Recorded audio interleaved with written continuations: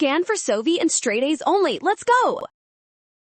Vector functions are easy if you know the trick. We will integrate the rate of change and add the initial position to find f1.